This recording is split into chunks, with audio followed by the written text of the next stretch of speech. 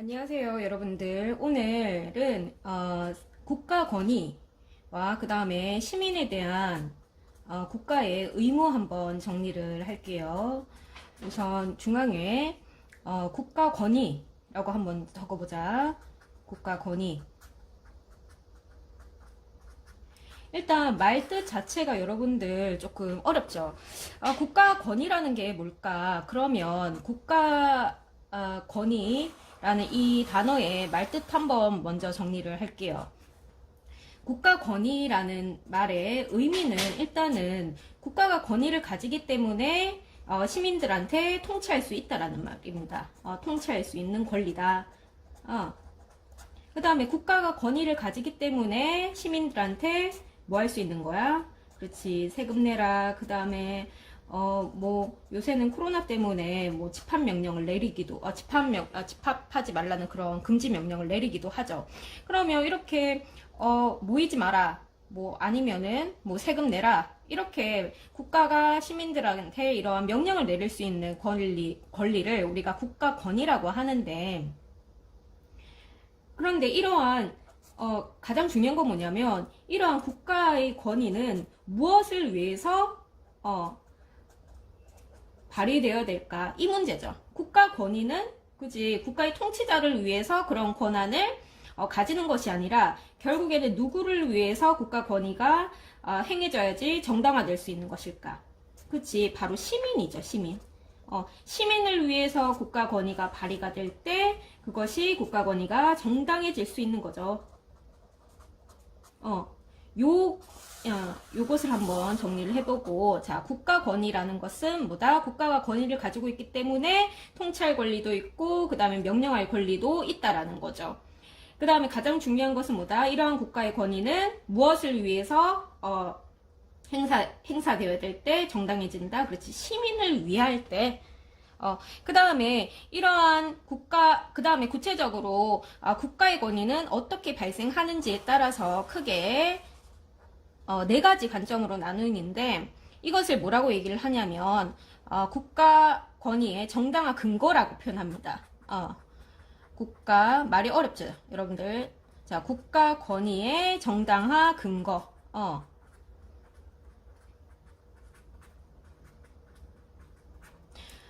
쉽게 얘기해서 국가의 권위가 왜 정당한가? 국가는 무엇을 근거로 삼아서 시민들한테 명령 내리고 통치할까? 이겁니다.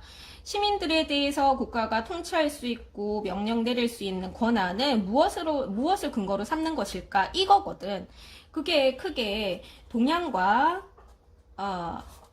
입장, 서양의 입장 구분을 해보고, 그 다음에 서양의 입장 같은 경우에는 세 가지로 구분이 됩니다. 세 가지로.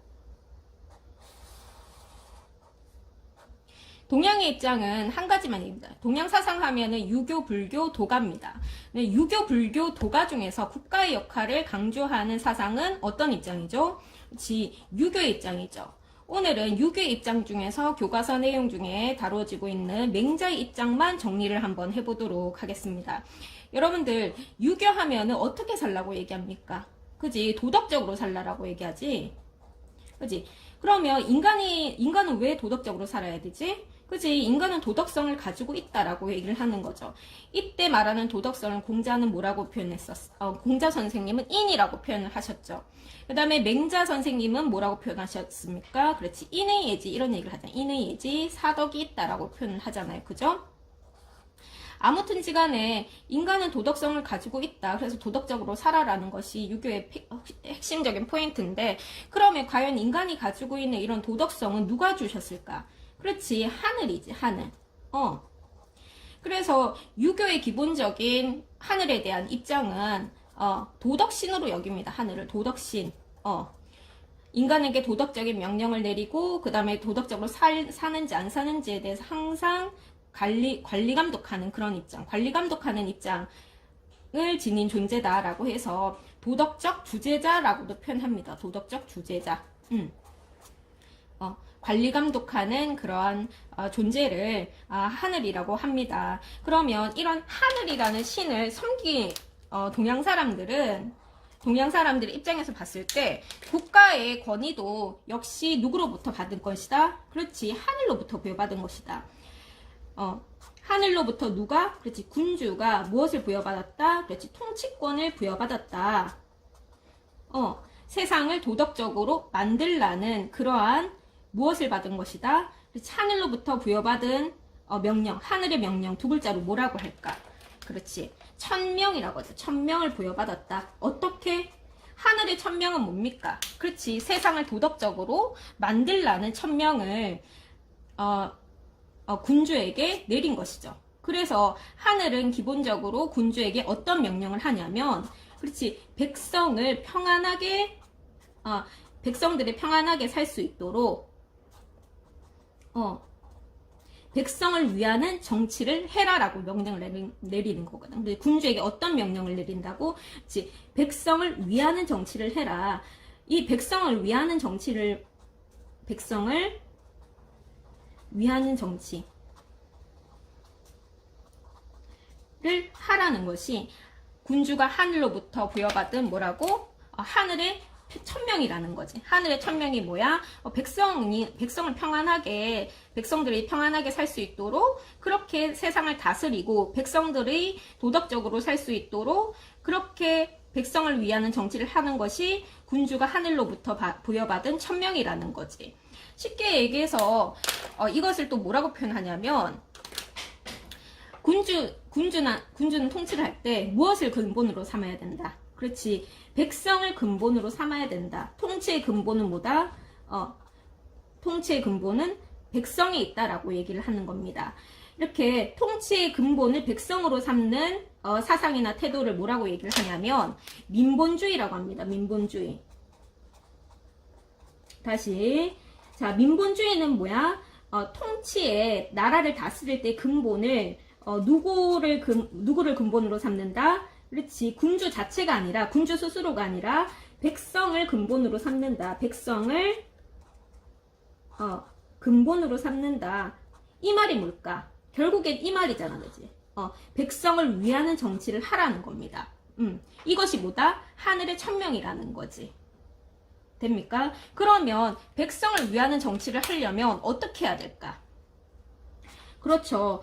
백성을 위하는 정치는 일단은 이겁니다. 먼저 백성들의 삶을, 경제적인 삶을 안정시킬 수 있도록 경제적인 안정을 마련시켜줘야 된다. 그치? 생업을 보장해야 된다.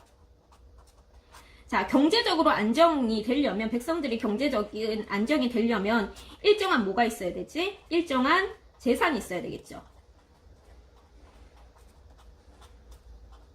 자, 이러한 일정한 재산을 뭐라고 얘기를 하냐면, 자, 중요한 단어니까 일정한 재산, 이거 두 글자로 뭐라고 하냐면 이걸 항산이라고 합니다. 항산. 자, 백성들을 위하는 그런 정책의 근본은 백성들의 생업을 안정시켜야 된다라는 겁니다. 일정한 재산을 갖고 있어야지, 일정한 생업이 안정돼야지 백성들은 변치 않는 마음을 갖출 수 있다. 이 변치 않는 마음이 뭘까? 일정한 마음. 그지? 도덕적인 마음이지. 도덕심. 이거를 뭐라고 하냐면 항심이라고 합니다. 항심. 그래서 백성들한테 일정한 재산, 항산을 보장해야지 항심을 갖출 수 있다라고 얘기를 하는 거죠. 그죠? 그런데 요 항심을 먼저 마련을 해야 되는 거는 일반 백성, 대다수의 일반 백성일 경우에 그렇고, 예외적으로는 선비의 경우에는 선비가 뭐죠?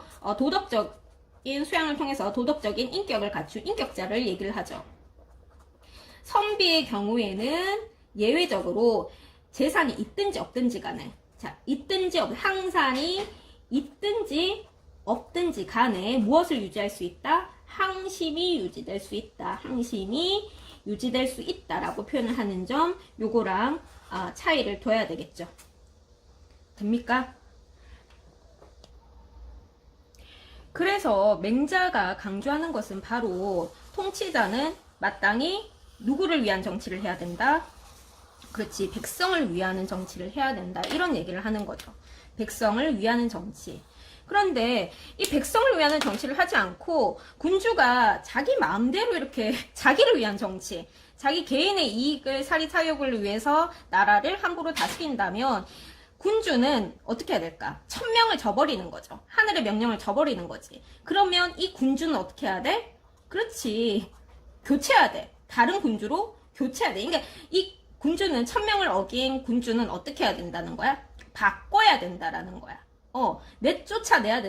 쫓아내야 된다라는 거야. 왜? 천명을 어겼기 때문에. 그래서 어떤 얘기를 하냐면, 민본주의를 실현하지 못하는 그러한 군주는 군주가 아니다. 그래서 쫓아내야 된다라는 얘기를 하는 거거든. 그래서 여기에서 뭐가 등장하냐면, 이런 군주는 교체해야 된다. 그렇지. 자, 예전에는 왕위를 계승을 할 때 뭐에 따라서 계승했냐면, 그렇지, 같은 성씨를 위주로, 왕조의 성씨를 위주로 후대로 계승을 했잖아. 그러니까 군주를 교체하는 것을 왕조를 교체하는 것을 뭐라고 표현하냐면 무엇을 바꾼다? 왕조의 성씨를 바꾼다라고 해서 혁명이라고 표현합니다. 자, 역성혁명이란 뜻이 뭐냐면, 그렇지, 백성을 위하는 정치를 하지 않은 군주는 쫓아내야 된다라는 그런 의미입니다. 저항할 수 있다. 이거는 저항이라는 의미는 서양 사상에서 얘기를 하는데, 주로 나중에 뭐 서양 사상가 중에서 시민들이 국민에 대한 저항권이 있다라는 것과 그 다음 맹자의 이런 역성혁명 사상과 자주 비교가 되는 그런 지점입니다. 그래서 역성혁명까지 여러분들 정리를 하면 맹자는 여기에서 마무리를 하고, 그 다음에 서양의 입장 같은 경우에는 여러분들 또 어떤 점이 있냐면, 자, 국가가 권위를 왜 가지고 있지? 국가가 권위를 가지고 있는 정당화될 수 있는 근거는 뭐야? 그렇지. 국가는 왜 어떤 근거로 시민들에게 통치를 내리지? 국가가 권위를 가지는 그 근거는 바로 첫 번째, 인간 본성에 근거하는 것이다. 이런 입장이 있고, 두 번째, 동의를 했기 때문이다. 이런 입장이 있고, 그 다음에 세 번째, 혜택을 받았기 때문이다. 혜택을 주었기 때문이다. 이런 입장이 있습니다. 그래서 인간 본성에 대한 관점, 동의에 대한 관점, 그 다음에 혜택의 관점, 이렇게 해가지고 서양의 관점은 국가 권위의 정당화 근거에 대한 세 가지 입장이 있는데, 요거는 뒤로 넘겨서 바로 연결을 해서 한번 해보도록 할게요. 그러면 국가 권위의 정당화 근거의 그 서양 입장에서 첫 번째 입장이 뭐냐면, 인간 본성에 근거한다. 이게 무슨 말이냐면, 요거는 여러분들 이런 얘기 들어봤죠? 인간은 사회적 본성을 지녔다. 인간은 정치적 본성을 지녔다. 인간은 사회적 동물이다. 자, 이런 얘기 한 사람 누굽니까? 아리스토텔레스입니다. 아리스토텔레스. 자, 아리스토텔레스가 뭐라고 얘기했다고? 그렇지. 인간은 어떤 존재다? 사회적 존재다. 사회적 동물이다. 요것만 여러분들 정리하면 되는데, 사회적 동물이라는 게 뭘까? 그렇지, 혼자 살 수 없는, 항상 무엇을 일구면서 사는 존재다. 그렇지, 공동체의 삶을 사는 존재가 인간이다라는 거지. 그죠? 이거를 또 뭐라고 표현하냐면, 정치적 동물이다라고 표현을 하는데, 그래서 인간은 그냥 타고난 본성상 어떤 본성? 그렇지, 공동체, 사회적인 생활을 하려고 하는 사회적 본성, 혹은 다른 표현을 하면 정치적 본성을 지니고 있다.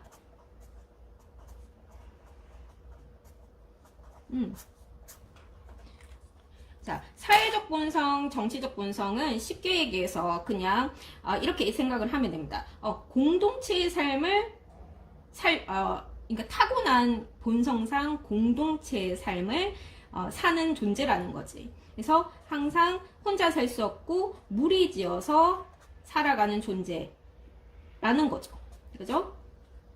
그래서 이 아리스토텔레스의 이런 입장을 대표적인 그 인간 본성에 근거해서 국가 권위의 정당화 근거를 설명하는 입장이라고 얘기를 하는데, 그래서 아리스토텔레스 같은 경우에는 이렇게 얘기를 합니다.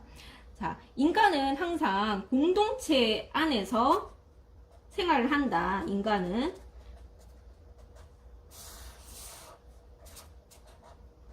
공동체 안에서 공동체적인 삶을 살고 무리를 지어서 살아간다. 중요한 것은 뭐냐면 아리스토텔레스는 공동체와 인간의 삶을 분리할 수 없다라고 보는 공동체주의자거든. 공동체주의로서 오히려 인간은 공동체 안에서 어떤 삶을 살 수 있다? 그렇지, 행복한 삶을 살 수 있다. 행복한 삶을 살 수 있다라고 표현을 하는 거거든. 그렇죠. 그러면 인간은 본성상 항상 사회적인 그런 생활을, 공동체적인 생활을 한다라고 하는데, 인간이 태어났어. 그러면 저절로 어떤 공동체에 속할까? 그렇지, 가족이라는 공동체에 살죠. 무엇인가 누군가 선택해서 가족의 일원이 되는 것이 아니라 태어나자마자 가족이라는 공동체에 속하게 된다라는 거지. 그리고 이런 가족들이 모여서 가정이 모여서 또 마을을 이루고, 그 다음에 타고 올라가서 가장 최상의 공동체는 뭐라고 얘기하냐면 바로 국가입니다. 국가. 그렇지? 국가가 뭐라고? 그렇지. 공동체 중에서 인간으로 구성된 공동체 중에서 가장 최상의 공동체, 가장 광범위한 공동체를 국가라고 얘기를 하고, 이렇게 국가는 어떻게 해서 생겨난 것이지? 인간이 만든 거야? 아니면 자연 발생적으로 생겨나는 거야? 자연 발생적으로 생겨난 거야? 아니면 인간이 인위적으로 만든 산물인 거야? 어느 쪽이지? 그렇지. 인간은 그렇지. 뭐에 근거해서? 그렇지. 인간이 지니고 있는 인간이 지니고 있는 사회적인 본성에 따라서 저절로 태어나자마자 가족이라는 공동체, 그 다음에 가정이 모여서 마을을 이루고 마을이 모여서 국가가 형성이 되고, 이렇게 국가라는 것은 인간이 일부러 만든 것이 아니라 자연적으로 생겨나는 것이다. 그리고 이러한 국가의 명령을 따르는 것도 자연스러운 것이다 라고 표현을 합니다. 다시, 자, 국가가 형성하게 된 과정도 자연 발생적인 것이고, 국가가 권위를 가지는 것이, 국가가 시민들에게 통치할 권리를 가지고 그 다음 명령할 수 있는 권리를 뜻하는 이 국가의 권위라는 것도 어때? 그치? 자연스러운 것이다. 자연적인 것이다. 요렇게 얘기를 하는 거고, 그 다음에 국가가 내리는 법을 준수하는 것을 아리스토텔레스는 그것이 정의다. 일반적인 정의다. 기본적으로 법을 준수하는 것을 우리는 정의롭다라고 표현을 또 아리스토텔레스는 얘기를 하거든요. 그죠? 그리고 한 가지 더 얘기를 하자면 요 부분, 공동체 안, 인간은 무엇 통해서, 어디 안에서, 그치, 공동체 안에서 행복한 삶을 살 수 있다. 그 다음에 공동체는 무엇을 위해서, 공동체가 가지고 있는 의무는 뭘까요? 그러면 그렇지, 국민들의 행복을 위하는 그런 통치를 해야 된다라는 거죠. 공동체의 목적은 뭐죠? 그렇지, 공동체의 목적은 공동체나 국가의 목적은 뭐냐? 무엇을 위해서? 그렇지, 사람들의 행복을 위하는 그러한 통치를 해야 된다라는 게 국가와 사회의 목적이라는 거죠. 그죠?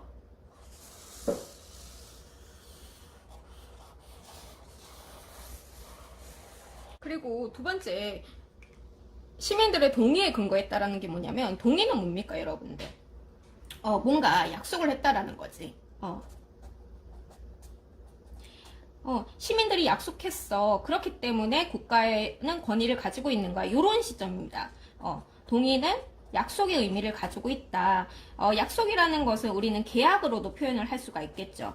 그래서 이런 국가 간에 우리는 뭐라고 표현을 하냐면 그 사회계약론이라고 얘기를 하거든. 그러니까 사회계약론이라는 건 뭐냐면, 사회는 뭘 통해서 만들어진 거야? 그렇지. 시민 인간들의 계약을 통해서 만들어졌다라고 얘기를 하는데 요거를 한번 그림으로 잠깐 설명을 하자면 여러분들 사회 혹은 국가가 등장하기 전에 인간이 있었을까 없었을까? 그지? 인간이 있다고 보는 거야. 그러니까 요 입장에서는 국가나 사회가 생겨나기 이전의 상태를 자연 상태라고 얘기를 하거든. 자연 상태. 다시 자연 상태가 뭐냐면 국가가 생겨나기 이전에 인간이 있었을까 없었을까? 인간이 있었겠죠. 그죠? 그렇게 국가가 없었던 사회. 국가가 없었던 상태 혹은 사회가 없었던 상태를 자연 상태라고 얘기를 하거든. 자연 상태에서 인간이 있었다 없었다? 있었다. 이런 자연 상태는 어떤 법칙에 의해서 지배되냐면 자연법이라는 것을 자연법에 의해서 여러분들 자연법이 뭐죠? 그죠? 인간이 만들지 않았죠. 인간이 만들지 않았지만 인간이 선천적으로 부여받은 자연적으로 부여받은 항구불변적인 법이 자연법이잖아. 그지? 쉽게 얘기해서 자연 상태, 그러니까 자연 상태에서 존재하는 자연 상태에서 인간이 만들진 않았지만 인간이 지켜야 되는 자연적인 법을 자연스러운 법을 자연적으로 부여받은 법을 자연법이라고 얘기를 합니다. 자, 요렇게 자연법과 자연 상태에서 얘기를 하는 입장이 사회계약론자 중에서 로크거든, 로크. 모든 사회계약론자들이 이렇게 자연법을 규정하는 것은 아닙니다. 요 부분은 여러분들 그냥 그렇게 알고 있으세요.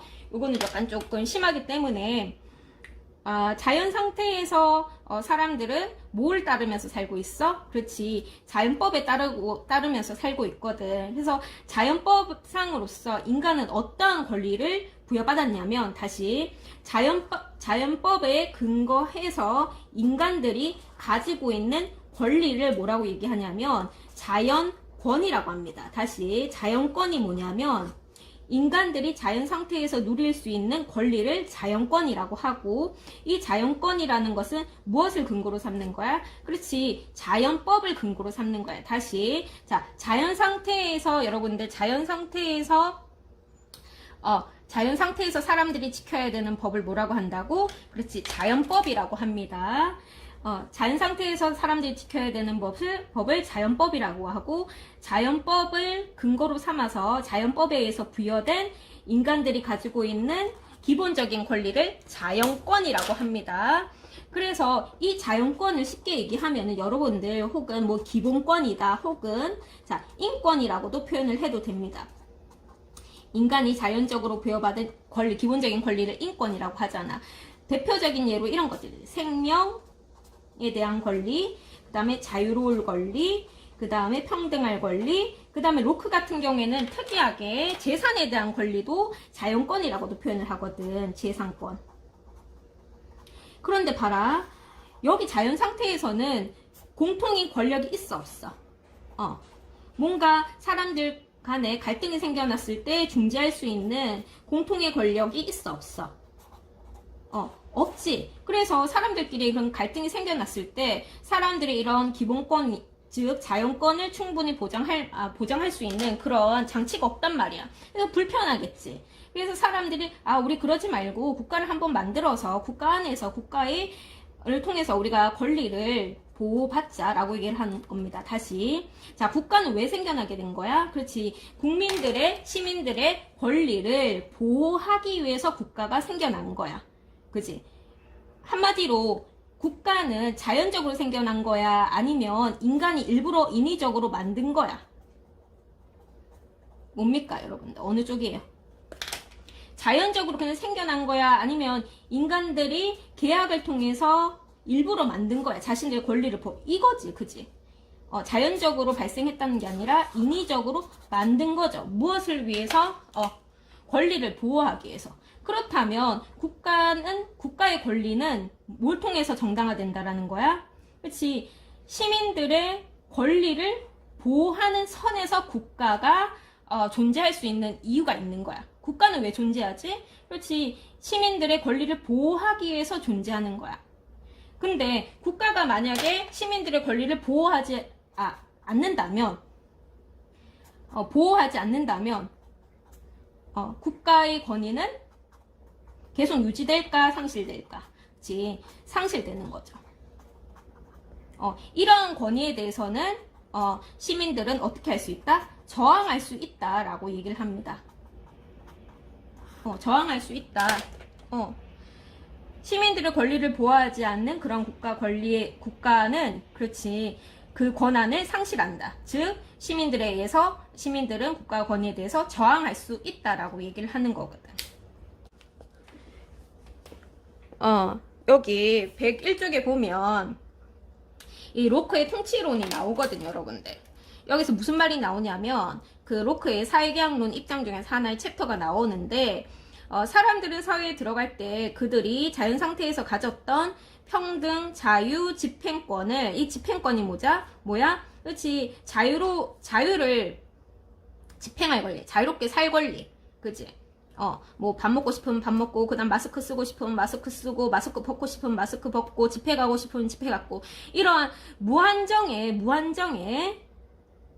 무제한의 집행권을 자연 상태에서는 가지고 있지만, 그렇지. 그런데 사회 상태에서는 이런 자신의 자유를 마음껏 발휘할 수 있는 이런 권리를 다 개인이 가지고 있다면 사회가 어떻게 될까? 그렇지. 사회 안에서는 무질서해진다라는 거지. 그래서 이거를 적절하게 통제를 하고 어디까지는 자유고 어디까지는 자유가 아니고 이러한 근거를 법의 근거에서 사회가 집행을 하는 거잖아. 그지? 그러니까 이 말입니다, 여러분들. 사람들은 사회에 들어갈 때 그들이 자연 상태에서 가졌던 평등, 자유, 집행권을 사회가 요구하는 바에 따라서 입법부가 처리할 수 있도록 사회의 수중에 자신의 평등, 자유, 집행권과 같은 자연권을 어떻게 한다는 거야? 그렇지, 양도한다는, 이 양도라는 단어가 여기 나온다라는 거지.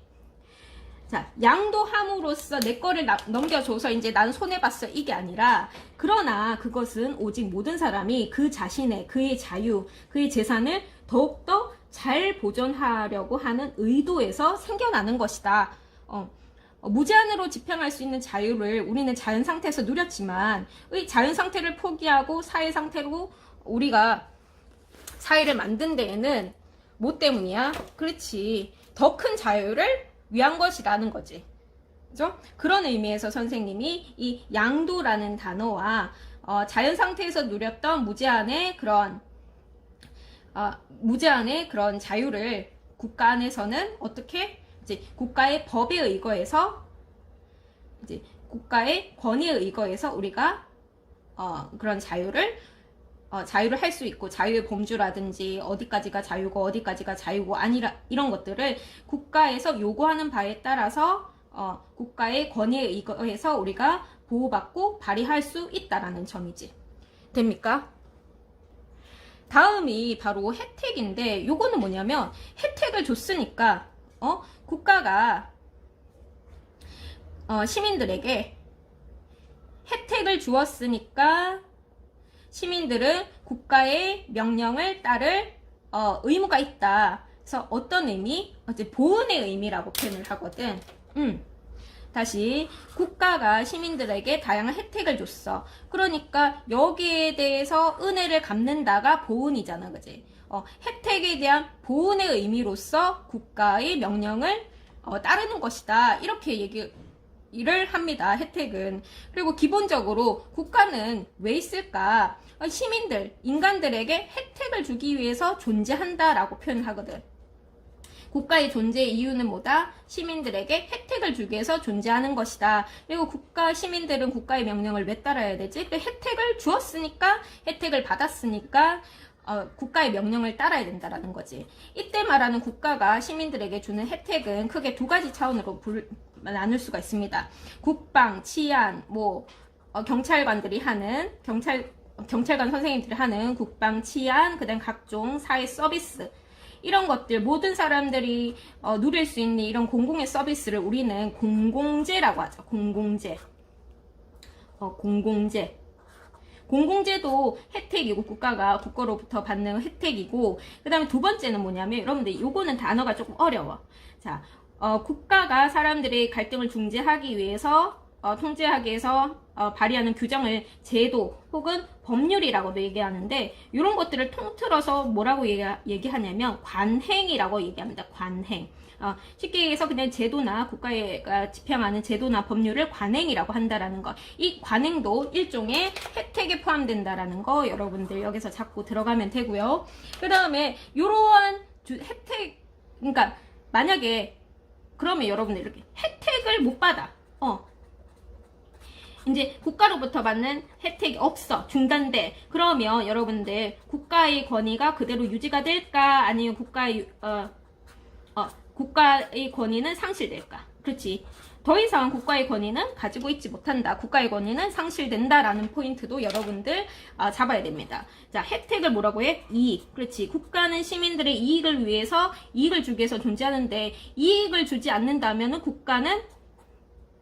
인간은 국가에 대한 의무를 지닌다는, 보호할 필요가 없다라는 거지. 이렇게 받는 게 있어야지 갚는 게 있는 거지, 그지? 그래서 혜택을 주지 못하는 그런 국가는 존재할 필요가 없고, 의무도 상실된다라는 점이 요 지점입니다, 여러분들.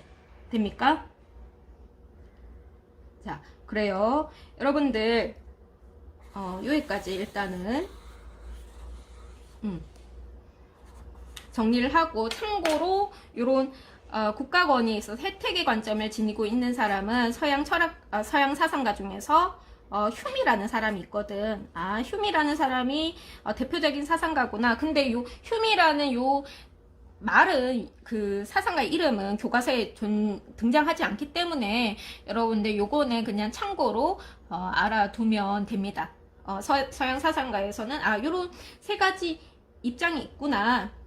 그 다음에 다음 시간에는 여러분들 뭘 하냐면 대표적으로 그럼 국가는 시민에게 어떤 의무를 지니고 있는지 그 부분 한번 정리를 해볼게요.